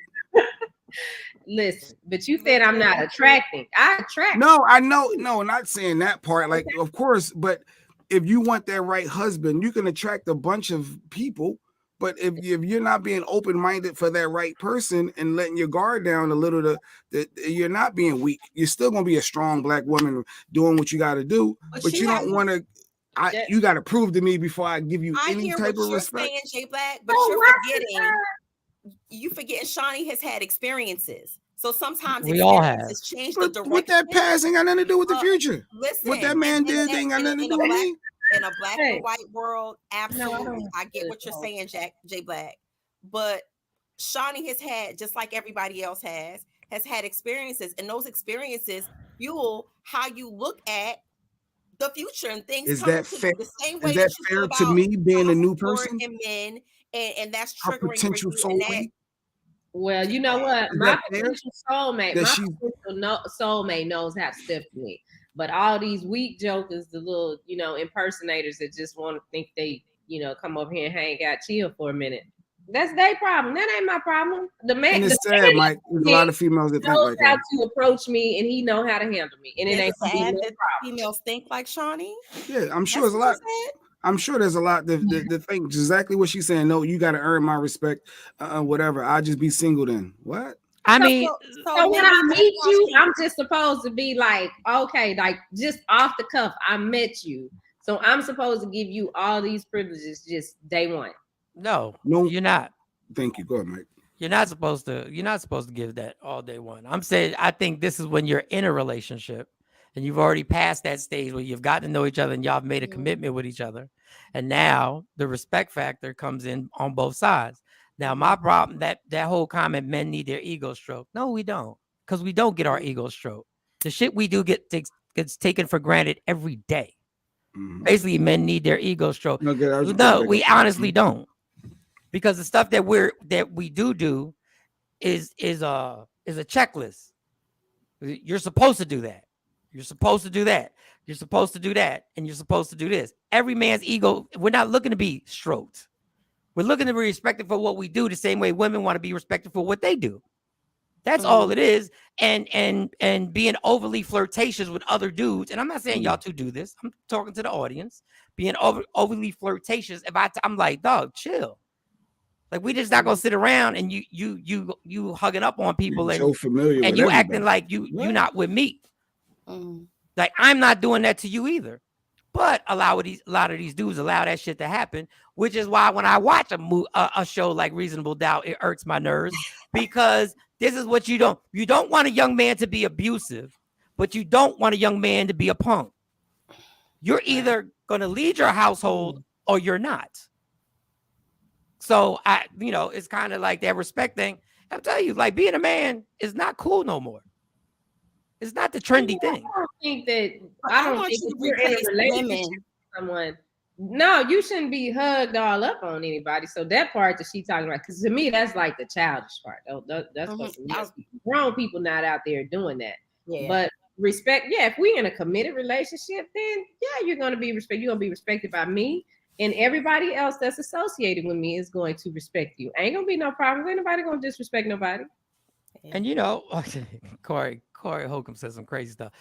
Some women will find a reason to be disrespectful and lean on that button hard. And once again, I'm not talking about the two women. I want to take women out of his statement though, and replace that with little girls, because I think with Shawnee, Shawnee's point. No, there's 40-year-olds. No, there's 40-year-olds. Look, I'm saying the mentality. That's not the actions of a woman. Mm-hmm. That's not the actions of Corey Holcomb said. The minute a woman calls you a bitch ass N-word, and you don't shut that. Well, he said it different. He said, and there's not any repercussions for the calling me that, or what was it, the P word, or whatever. What you come out your face saying all that? I'm just out. Well, that's a Philly thing. The P word, that's fighting words. That's like, it's over if you call a man a P word in Philly. But I think that just even using those type of words with just significant other, that's problematic, period. From man to woman, woman to man, certain things that you say to your significant other, if you crossing that line and talking to them like they somebody out in the streets that you don't care about, that's bigger problem. So Mo agrees with Corey Holcomb. Good job, Mo, agreeing with Corey. Nice. No, but there is an epidemic, and once again, it's not about the two squares here because I know them and I've known them for a while, so I know they're well. I don't know everything that's going on in your lives, but there's an epidemic now with women stepping to men, and I'm gonna tell you, guys walk away. Stepping to, can you just like stepping to their personal space and getting and we see it all the time, and we promote this, and women are like, I don't care if you a man, you should, you really should. And the reason being is, and because we're not talking about physical yet, you're talking about verbal exchange, right? You're saying, okay. I'm saying you step to me and this index finger touches me. Now that's different. Now you're talking about physical. Now you're talking about physical. And I give everybody one shot at something because I believe I've screwed up enough where people have given me one, not physical, but some outrageous like, okay, I punched a hole in the wall. That was childish. That was ridiculous. That shouldn't have been done. Because it was like, okay, you got that one time. The next time, I'm out. Because I like all that stuff, and I've done it. I've broken. But you're not talking about a man and a woman in a verbal disagreement. Yeah. That a woman doesn't have the same right as a man to go back and forth in terms of verbally. No, you have a dialogue. You have a dialogue back and forth. A respectful dialogue. It's just clearly, if you're saying something disrespectful as the female to the man, or what Corey was talking about, then yeah, it's clearly she has no respect for you. That relationship is done. But even when we see personal things happening on videos, is these women stepping to men and throwing stuff at them and hitting them, and you go like, well, what do you think is about to happen? Now, I'm not saying Shawns of the world. Would I've tried to walk away? Yeah. But if you hit me, I don't know if I'm not going to hit you back. Your reaction. Well, I don't think that physical has a place for men or women. It shouldn't, because then you're in a dysfunctional situation. But back to you, J Black, when you were saying that, like in terms of it's disrespectful when you say certain things. A lot of times, people who have been in dysfunctional relationships from the beginning of them like cultivating relationships with the opposite sex, they are learning dysfunctional behaviors. So when they get to a relationship, maybe with you, J Black, and you like, yo, why are you talking to me like that? Why is that your reaction? Good morning. Why is that your reaction? You may not realize because that's all she's ever been in, or that's all he's ever been in, is dysfunctional relationships. So that reaction is natural to them. So it's my job to train you. It's my job to take that blunt. I'm not. So I mean, what are we saying? So again, Jay Black on this morning. So again, because you have to make the determination of, if you're going to lead your household and lead your relationship, you're going to have to make the determination of, are you going to model that behavior for her and stop her right in her tracks and say, whoa, well, this is not what we're doing. Back on the physical part. This is not how I'm going to talk to you, and this is not how you're going to talk to me. If you want this relationship to grow and flourish, then we have to find another way of communicating. As the leader in your relationship, because right, we always talking about the man got to lead, then you're going to have to model that behavior for her, because maybe she's never ever in any. Everyone doesn't have your degrees, Mo. The therapy approach that you're taking is not reality. Now, like take that off the table. When I'm saying to you, but that's what you're preaching right now. No, you're the average female is not. As men, y'all keep talking about, well, because I'm leading. Okay, if you want somebody to follow you, right, in a healthy relationship, then you're gonna have to model that behavior, because maybe they've never seen it before. That's all I'm saying. Well, then what Jay said, what I was gonna say, what Jay said, I gotta train you. That's a harsh word. That but is. But you do have to cultivate. I said model. You have to cultivate the environment. And you have to put it out. You ain't gotta say you're not gonna do this, but you're gonna say you have to show what you're willing to deal with and what you're willing not to deal with. And you now, you have the choice to not explode back at her. So if she popping off, P this, you quiet the noise by saying, hold on. Put the other comment back. Put the other comment back. Whatever it is that you call her. Hold on. The Shaquisa one. No, the one after Sequisha, because yeah, I get that. I agree, Sequisha. I think there is just a lack of respect for men from women and vice versa. Well, But girls were raised by women, like not too many girls or kids, for that matter, have a dad in the house, and that's something that I'm big on with my girls because they being raised by me. So there are some things that I can't teach them or how to behave, react in situations with a man. I'm not a man. So they're going to get into some situations where their feelings might get hurt just because they don't have that man to say, hey, you getting out of line. They don't have it. They only get that from me. So when they dealing with a little boy, or because I see it now, the way the baby sit up and talk to little boys, and I'm like, you can't. That's not gonna work when you get grown. Somebody gonna slap you in the mouth. Agree. But you're teaching them at this point in their lives that's dysfunctional. That's a dysfunctional way to communicate to somebody. Okay. And because a lot of, like you said, maybe you didn't get it. We got to read these. We got to read these comments. Bring the comments because then they bring it back. Bring it back. Bring it back. Billy J said men are expected to take it and not keep that same energy. And I can tell you, I can only. I'm like 7 out of 10 times, maybe I can do it. But they're gonna be 3 times that I'm gonna return the same energy. Now, normally, I'm going to because I'm a human being, and there's a certain point where you're gonna say something since you want to play this game and you want to raise your voice and you want to say ignorant shit. You're not gonna beat me at saying ignorant shit. But if you keep poking the bear, I'm gonna prove to you. I'm gonna prove to you how I'm gonna dissect you in your whole goddamn life, which is unhealthy, which leads to relationship getting worse. But I'm gonna dissect your whole fucked up mentality and your whole life. But it shouldn't go there. It shouldn't go to that point because we can all dissect each other and our flaws and everything like that. And all it does is escalate. But we live in a society that rewards the turn up and doesn't reward the person trying to find a calm solution. We don't reward that person. That person is called soft. Laugh out loud. You're not gonna beat me at saying ignorant shit. Laugh out loud. That was funny. Yeah, you're not. I do it for a living. But therein lies in fueling the dysfunction, and then that's not going to get the relationship anywhere. I think defining your boundaries, defining how you communicate, and again, stopping the other person, especially if you care about the relationship and you want it to work, you want it to thrive, stopping them dead in their tracks right then, not letting it breeze over and then next week say, yeah, because last week the way you was talking, like I didn't appreciate that. No, stop them right then and there and say, oh, I know you upset. I know you mad, but right now, this can't be. We can't operate like that. And that's gonna turn it up even further with that person because that person's gonna tell you, you're not gonna tell me how I'm supposed to react and how I'm supposed to. Then you need to walk away. And this. Okay, well, I know you were gonna say that, and then we gotta move on. But I'm gonna tell you with the BS about walking away. I'm gonna tell you the BS about walking away because I've had it happen in my relationship that I'm out of. When you leave, then they say you are leaving your family. How can you just leave and I'm not saying walk wait, out. Let me finish, Mo. Let me finish. Sure.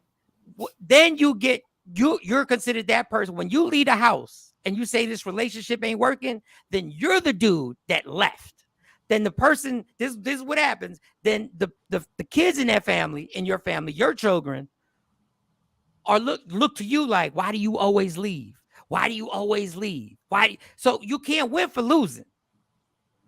Because they'll say you're bailing. Oh, we need to work this out. No, I don't need to work this out because I already know where my temperature's going.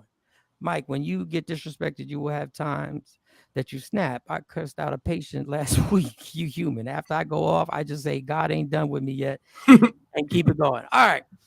I got to get out of here. So I just want to, so we can leave on a happy note. There were some things this weekend that I realized I don't care about. And America, you're going to be mad at me. Y'all tried to get me into this World Cup thing. Y'all really tried to get me into this. I don't care. Yep, Mike, that's what happened to me. Yeah, once you leave, then you're the back guy. Edward says, as soon as he handles it like most men do, it's extra. But she's been extra all day. Listen. No, I'm talking about men or women, Thanks, Billy. just stepping outside of the argument or the dispute for that moment and then revisiting it. But the World Cup, I ain't watch either, Mike. The World Cup, y'all put $1 billion behind it. I think they are amazing athletes. I think what they do on that field is something that's so physically taxing, and I don't know how you do it, but I don't care. Like I was at the Verizon store, the Xfinity store, turning in my cable box, which I got another one I got to turn in. They didn't even tell me that. They slick. They trying to get me on the penalties. But they were like, everybody was around the TVs, and I was like, y'all sons of bitches don't watch this no time of the year. Y'all can't even name 3 players on here, and y'all are over here. I'm like, I don't care. Like, it's not our sport. We have tried for 50 years. It's just not our sport. Now, when it becomes our sport, I will jump on the bandwagon. Then I will learn the game, and I'll be like, oh, I'll be on it. But I realized I don't care. The other thing I realized this week is the reason why I hate TikTok and Instagram. I'm so mad that my mom is on TikTok and Instagram, and she enjoys it. My mom sits down here and giggles and laughs. And I'm watching. So I said, let me see what this woman is looking at, that she enjoys this so much, because it's not enjoyable to me. So I'm looking, and she's following. He said, this comedian right here, Michael, I know you're funnier than him, but watch. And she's like, so she's watching comedians perform. She's watching dancers dance in different countries. She's watching people do that Beyonce thing. We getting the nine. She's like, oh, I could do that. She's like, she's happy. And as I'm seeing all the people that she follows, I said, I ain't seen one person smack nobody. I ain't see one cop pull somebody over illegally. I ain't seen nobody get abused. I ain't see nobody get turned up on and beat up behind the McDonald's counter. I ain't see nobody get jumped through the drive-through window and kick somebody's ass. And then when the person, after she kicked their ass, the person's on the phone and she comes up and kicks her ass again. I think, okay, keep that right there. And at that moment, I realized the reason I don't enjoy it is because the shit I follow.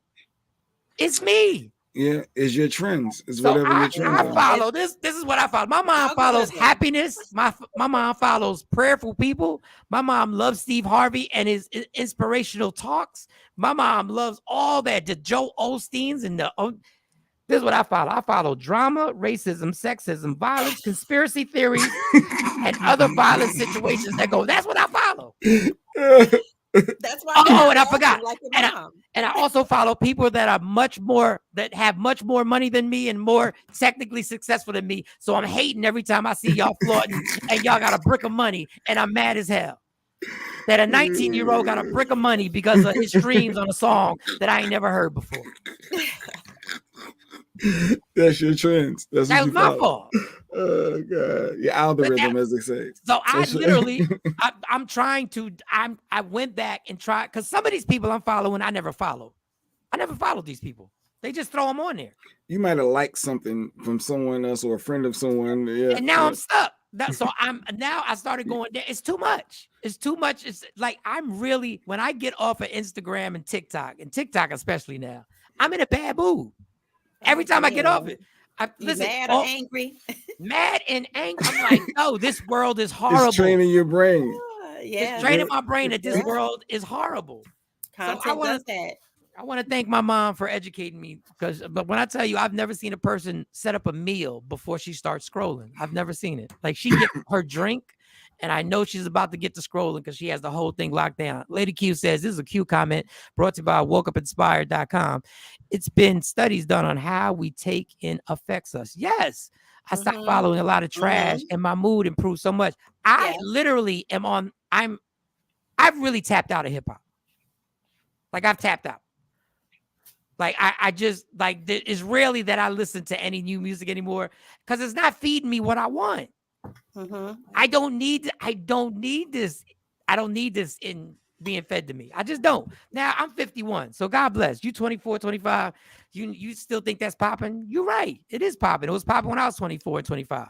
But I can't take this, and like, that's why I'm telling you, it was the first time I ever stopped watching a program other than the Jeffrey Epstein document. Jeffrey Epstein, yeah, I stopped watching it. I couldn't watch the rest of that. Like, it took too much. Sequisa says, I try to teach that to my mentees. Your mind is very powerful. If you watch negativity, you will be negative. Only positive vibes over here.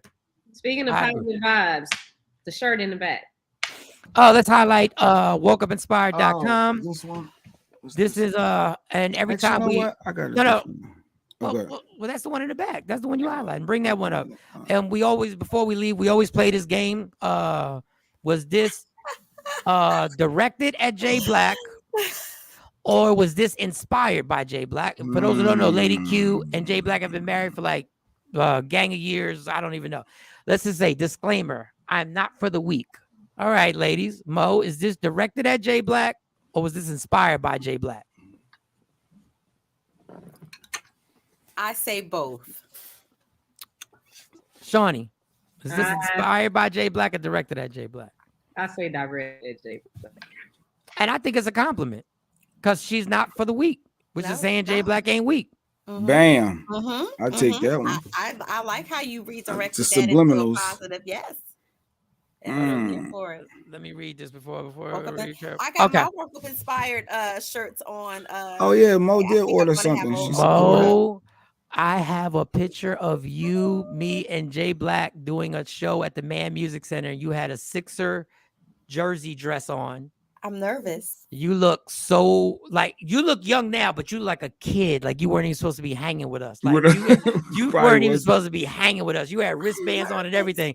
And quickly, yeah, I have it. I found it while I was cleaning out the garage. I found all these pictures. Hold up. And I found all the business cards. I had a book of business cards, right? I have Deion Cole's business card. Oh, wow. I got a card from Kevin Hart. I got a card from Michael Blackston. I got a card from what's his name? D. Ray Davis. Everybody in the beginning with their cards that said fax, and it said fax number, mobile number. That's hilarious. And I said, let me keep this and see how many more people who did better than me in life. Let me shout out my sister too, Jeanette. Good morning, Jeanette. I saw her listening. She got to meet Nelly over the weekend. She went to a show and did a little concert, and she met Nelly. Yo, I was confused. I didn't know that was her. I saw that. Yeah, because I saw the first picture go up, but the heads were cut off, and I was like, "Well, what happened?" Yeah. She got to meet him. She had a Band-Aid on her cheek and everything. I was laughing. She put a Band-Aid on her cheek. Yeah. He didn't have one. Oh, when keeping it real goes wrong. Nelly looked nice in that picture. That was a great picture. Yo, that's excited. That's like taking a picture with me and just bringing a little shot of vodka and black. What? All right, it's 7:58. All right, once again, y'all, tomorrow we're gonna have David Williams from AT&T business model. He's gonna school y'all, give y'all some valuable information. And also this week, my former co-host or co-worker, Lady Jade from K104, formerly of K104 DD in the morning. She will be on Thursday. Is she gonna talk about experience? I don't know. I'm not even gonna lie to y'all. I don't know. I will, but I don't know if she gonna partake. I will. But this might be my way of venting right now. But she's gonna be on the show Thursday. So we got guests. Rodney Perry, MySpace. That's the cards you got. Some of the old stuff Mike got. MySpace. Doug, I got so many people have done super well in the business that I was bugging, looking like. I got the Bill Bellamy card. I have who else did I have on there? There was a white dude I had on there. And I can't remember his name. Gary Owen. I don't know. No, not Gary Owen. No, he's Jim Norton. How I got a card? I don't think y'all know who Jim Norton is. I remember the name. Jim Norton. I got a card from him. All right, y'all. Rodney Perry's up next. Check out Rodney Perry. Uncle Perry will be back tomorrow.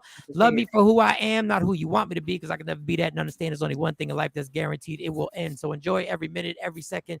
You fight for everything in life. Fight for your happiness and never let anybody take it from you. All right, we'll see y'all tomorrow. Yeah, y'all. Michael Shawn and the Takeover Legend, where the truth hurts, but also makes you laugh.